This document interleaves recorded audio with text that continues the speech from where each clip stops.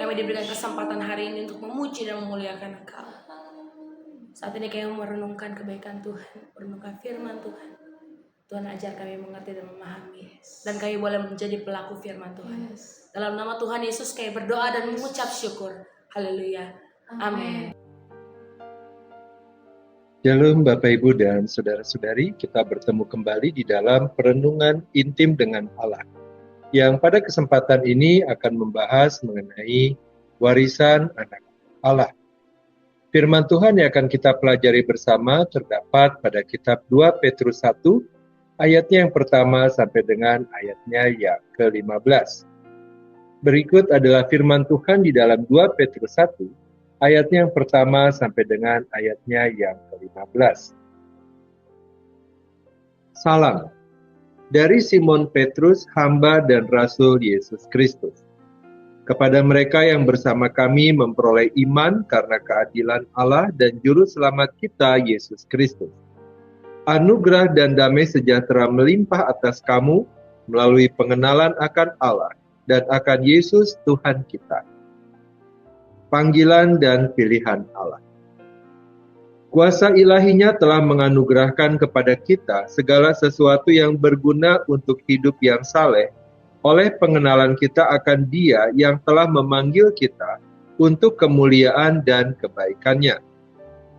Dengan jalan itu, Ia telah menganugerahkan kepada kita janji-janji yang berharga dan sangat besar, supaya olehnya kamu boleh mengambil bagian dalam kodrat ilahi dan luput dari kebinasaan yang ada dalam dunia akibat hawa nafsu. Justru karena itu, kamu harus dengan sungguh-sungguh berusaha menambahkan kepada imanmu kebajikan, dan kepada kebajikan pengetahuan, dan kepada pengetahuan penguasaan diri, kepada penguasaan diri ketekunan, dan kepada ketekunan kesalehan, dan kepada kesalehan kasih terhadap saudara-saudara, dan kepada kasih terhadap saudara-saudara, kasih terhadap semua orang. Sebab apabila semuanya itu ada padamu dengan berlimpah-limpah, kamu akan dibuatnya giat dan berhasil dalam pengenalanmu akan Tuhan kita Yesus Kristus. Namun siapa saja yang tidak memiliki semuanya itu menjadi buta dan picik, karena ia lupa bahwa dosa-dosanya yang dahulu telah dihapuskan. Karena itu saudara-saudara, berusahalah sungguh-sungguh supaya panggilan dan keterpilihanmu makin teguh. Sebab jikalau kamu melakukannya, kamu tidak akan pernah tersandung. Dengan demikian, kepada kamu akan disediakan seluas-luasnya jalan untuk memasuki kerajaan kekal, yaitu kerajaan Tuhan dan Juru Selamat kita, Yesus Kristus. Karena itu aku senantiasa bermaksud mengingatkan kamu tentang semuanya itu, sekalipun kamu telah mengetahuinya dan teguh dalam kebenaran yang telah kamu terima. Aku menganggap sebagai kewajibanku untuk tetap mengingatkan kamu akan semuanya itu selama aku berada dalam kemah tubuhku ini. Sebab aku tahu bahwa aku akan segera menanggalkan kemah tubuhku ini, sebagaimana yang telah diberitahukan kepadaku oleh Tuhan kita Yesus Kristus. Namun aku akan berusaha supaya juga sesudah kepergianku itu, kamu selalu mengingat semuanya itu.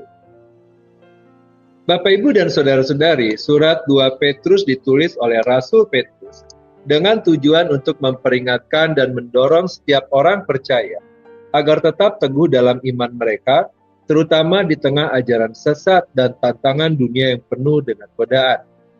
Di dalam 2 Petrus 1 ayatnya yang pertama sampai dengan 15, Rasul Petrus memberikan suatu urgensi bagi setiap orang percaya untuk memahami identitas mereka sebagai anak-anak Allah dan warisan rohani yang tidak ternilai yang telah disediakan bagi mereka. Warisan ini tidak hanya mencakup keselamatan kekal, tetapi juga kekayaan rohani yang memungkinkan orang percaya untuk hidup dengan penuh kuasa, hidup di dalam kekudusan dan kasih.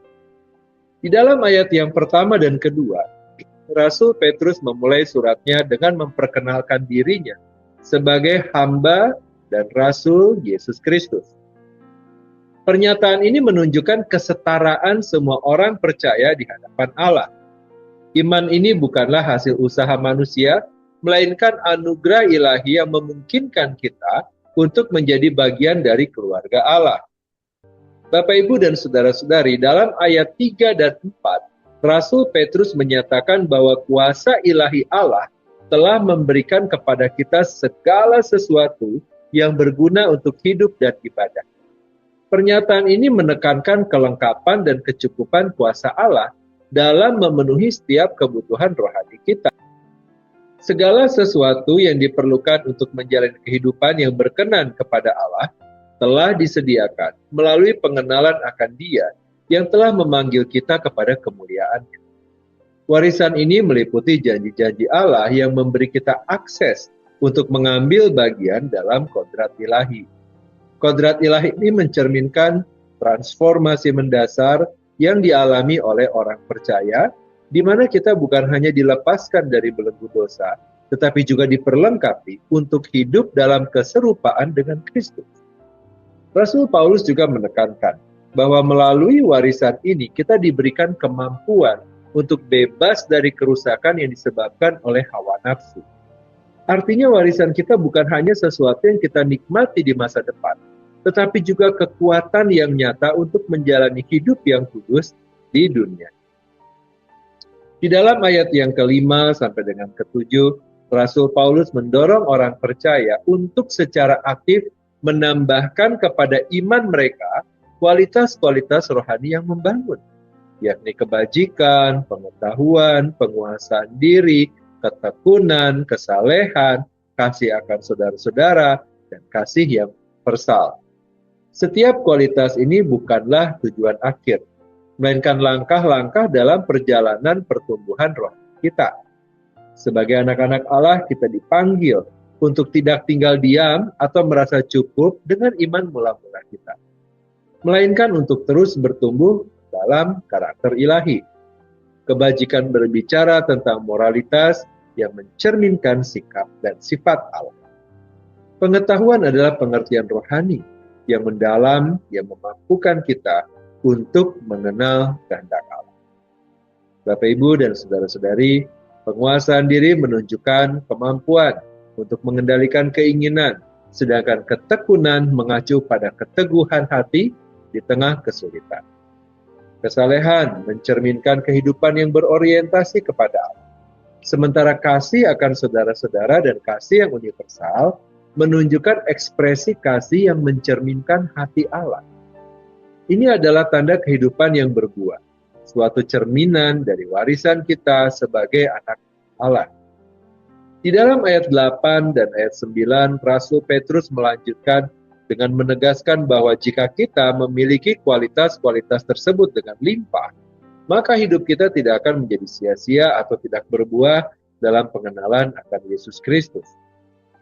Ini adalah sebuah peringatan bahwa kehidupan Kristen yang stagnan, berjalan di tempat, adalah tanda bahwa seseorang belum sepenuhnya memahami atau menerima warisan rohani mereka. Sebaliknya, mereka yang gagal bertumbuh akan dianggap buta secara rohani, lupa bahwa mereka telah disucikan dari dosa-dosa lama mereka. Warisan kita sebagai anak-anak Allah adalah suatu kehidupan yang dinamis, penuh dengan pertumbuhan dan buah rohani. Dalam hal ini, Rasul Petrus mengingatkan kita untuk tidak puas dengan pencapaian rohani yang suam-suam kuku, tetapi untuk terus mengejar kedalaman iman dan kekudusan. Di dalam ayat yang ke-10 dan 11, Rasul Petrus mengundang setiap kita untuk memastikan panggilan dan pilihan kita dengan hidup dalam kesetiaan kepada Allah. Ayat ini menunjukkan bahwa hidup sebagai anak-anak Allah membutuhkan usaha dan ketekunan.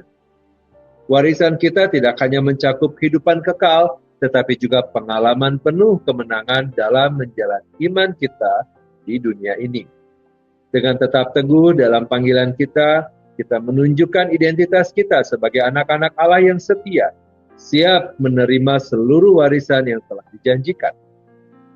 Di dalam ayat 12 sampai dengan 15, Rasul Petrus mengingatkan orang percaya agar tidak menyimpang dari kebenaran.